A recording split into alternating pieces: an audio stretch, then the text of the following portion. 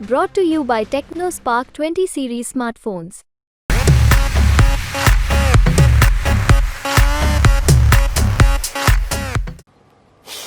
मेरे मन में भाव रहता है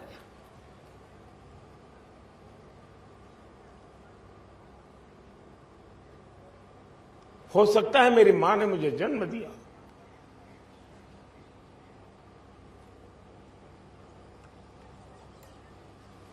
देखिए इसको क्या कहूंगा मैं।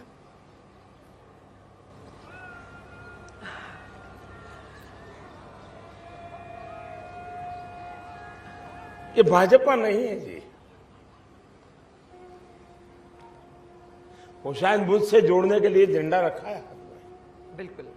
रोड शो के दौरान जिस तरह का जन सैलाब उमड़ा हुआ था, आपकी एक नजर लोगों पर पड़ जाए उसके लिए लोग व्याकुल हुए चले जा रहे थे। तो ये जो लोगों की भावना है आपके प्रति, वो क्या बताती है काशी में जब आप आते हैं और बनारसिया हो जाते हैं? इसका मूल्यांकन मैं नहीं कर सकता हूं, लेकिन मैं इतना कह सकता हूं कि भारत के नागरिकों के अंदर एक आध्यात्मिक प्रवाह अविरत बहता रहता है और वही भारत की आत्मा है। वो अलग अलग लोगों के व्यवहार में किसी न किसी रूप में प्रकट होती है। और मुझे जब दो लोग इतना प्यार देते हैं, इतना आशीर्वाद देते हैं, तो मैं उसमें मुझे नहीं देखता हूं, न ही मेरे सामर्थ्य को देखता हूं, न ही मेरे कुछ किए हुए कामों को देखता हूं। जब वो मुझे आशीर्वाद देते हैं, भक्ति भाव की अभिव्यक्ति करते हैं, तो मुझे लगता है कि शायद मेरी जिम्मेवारी बहुत बढ़ गई है, मेरा दायित्व दिनों दिन बढ़ रहा है। और जब समाज का छोटे से छोटा व्यक्ति और परिवार का छोटे से छोटा बच्चा समान रूप से ये भाव व्यक्त करता है, तो मुझे लगता है कि पहला मुझसे कोई गलती ना हो जाए,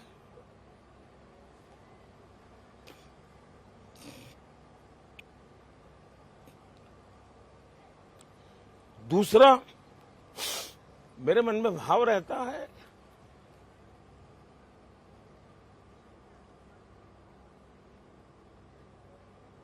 हो सकता है मेरी मां ने मुझे जन्म दिया,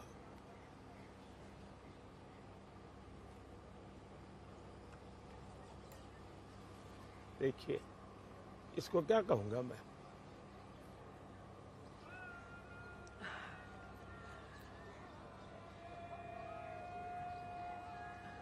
ये भाजपा नहीं है जी,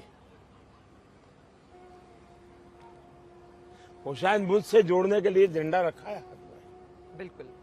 लेकिन वो किसी संत परंपरा का व्यक्ति है, तो तब मुझे लगता है कि शायद परमात्मा ने स्वयं ने मुझे किसी काम के लिए भेजा है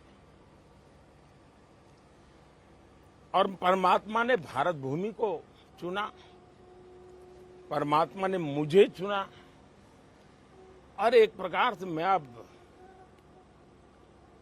सारे बंधनों से विरक्त होकर के हर काम को परमात्मा की पूजा समझ करके करता हूं, ईश्वर की आराधना समझ के करता हूं। और जब मैं ईश्वर के रूप की बात करता हूं, तो वो ईश्वर जो हमने किसी ने देखा नहीं है, निराकार है। दूसरा, मैं जनता जनार्दन को भी ईश्वर का रूप मानता हूं। तो 140 करोड़ देशवासी को ईश्वर का रूप मान करके परमात्मा ने मुझे जितना जीवन दिया है, उसकी एक एक क्षण, एक एक पल और शरीर का एक एक कण सिर्फ और सिर्फ मां भारती के लिए है, 140 करोड़ देशवासियों के लिए है, और यही मेरी ईश्वर की आराधना है। मैं जब 2017 का यहाँ असेंबली का चुनाव था तो मेरा यहाँ काशी में रोड शो था, और दूसरे दिन मेरी सोमनाथ में सोमनाथ ट्रस्ट की मीटिंग थी। बिल्कुल। तो मैं यहाँ काशी रोड शो करके रात को गुजरात जाकर के सोना था, तो गांधीनगर गया। जी। तो मैंने सोचा मेरी माँ का, मेरे भाई के यहाँ रहती, रास्ते में घर पड़ता है, तो मैंने कहा मैं माँ को देर हो गई लेकिन माँ को पैर छू करके जाऊंगा। तो माँ के पास गया और माँ को मिलता था, पहला सवाल रहता था 8 बजे सुबह मिलो तब भी, दोपहर को मिलो तो भी, रात को मिलो, खाना खाया, ये पहला सवाल माँ का। फिर कहाँ से आए हो? मैंने कहा माँ मैं काशी से आया। अच्छा तुम काशी गए थे? मेरे लिए आश्चर्य था, उस समय उनकी उम्र 93-94 होगी। उन्होंने कहा तुम वो काशी विश्वनाथ जाते हो कि नहीं जाते हो? मैंने कहा माँ तुम्हें काशी विश्वनाथ शब्द कैसे याद है? बोले नहीं मैं गई हूँ। बोले 40-50 साल पहले गई थी, तेरे पिताजी ले गए थे। तो बोले वही मंदिर ना जो लोगों के घरों में जैसे जाते हैं, गलियों में जैसे किसी घर में जा रहे हैं मिलने के लिए, और फिर पता चलता है तो मंदिर है। तो बोले अभी भी ऐसा ही है क्या? मैंने कहा हाँ माँ ऐसा ही है। तो क्या तुम क्यों बैठे हो, क्या करते हो तुम? तो मुझे पूछा। मैंने कहा मैं वहीं से आ रहा हूँ और तुम्हारे लिए प्रसाद देने आया हूँ। और मैंने कहा मुझे सुबह यहाँ से सोमनाथ जाना है। नहीं बोले वो तो मुझे बराबर याद है, ऐसा है। बोले किसी के घर में जैसे गली में जाते हैं ऐसा है। मेरी माँ पढ़ी लिखी नहीं थी, उनको ये विश्वनाथ याद रहना, उनको पूरा दृश्य याद रहना 40-50 साल के बाद। वैसे मेरी माँ की मेमोरी बहुत शार्प थी, आखिरी तक मैंने देखा बहुत शार्प थी।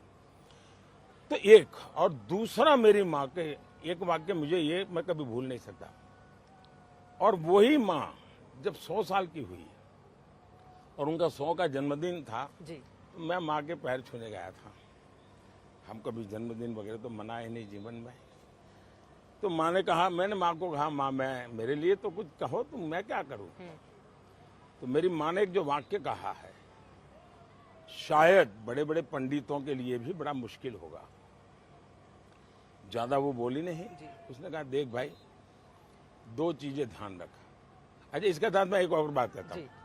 मैं पहली बार जब मेरा मुख्यमंत्री बनना तय हुआ तो मैं दिल्ली से गुजरात गया। तो मैंने सोचा पहले माँ को मिलके बताऊं कि मेरी नौकरी बदल रही है। तो मैं गया, माँ को कहा मैं अब गुजरात आ रहा हूँ। आपने कहा नौकरी बदल रही है। तो मैं माँ के पास गया जी। मैंने कहा माँ मैं अब गुजरात अच्छा तुम गुजरात आ जाओगे? हाँ। तो उनकी खुशी यही थी कि मैं गुजरात आ रहा हूँ। फिर मैंने कहा मुझे ऐसा एक काम मिला है तो मैं काम करूँ। अच्छा तो बोले एक काम देखना। हाँ। गुजराती में शब्द है लांच, रिश्वत के लिए बोलते हैं। बोले देखिए 2 काम जरूर करो, लांच लेना नहीं और गरीब को भूलना नहीं। ये 2 बातें कही। 100 साल के उम्र के समय इतने साल मुख्यमंत्री, इतने साल प्रधानमंत्री रहने के बाद गया तो माँ को मैं मिलने गया 100 साल की उम्र पे। मैंने कहा माँ आज 100 का जन्मदिन है, मुझे भी तो कुछ आप आदेश दीजिए। तो माँ ने कहा देखो भाई 2 काम संभाल के करो। मैंने कहा क्या? एक, काम करो बुद्धि से, जीवन जियो शुद्धि से। तो मैंने मेरे भतीजे को मैंने कहा टैप कर लो भाई। ये वाक्य कोई कभी भी नहीं निकाल सकता है। तो ये दोनों चीजें मैं जोड़ के देखता हूं कि उनके अंदर एक सातत्य था, एक विरक्त भाव था, और वो अपने बेटे को अपनी पर्सनल प्रॉपर्टी कभी मानती नहीं थी। पर्सनल प्रॉपर्टी कभी नहीं माना उसने मान के चली कि ठीक है मैंने जन्म दिया है, देश के लिए काम करेंगे।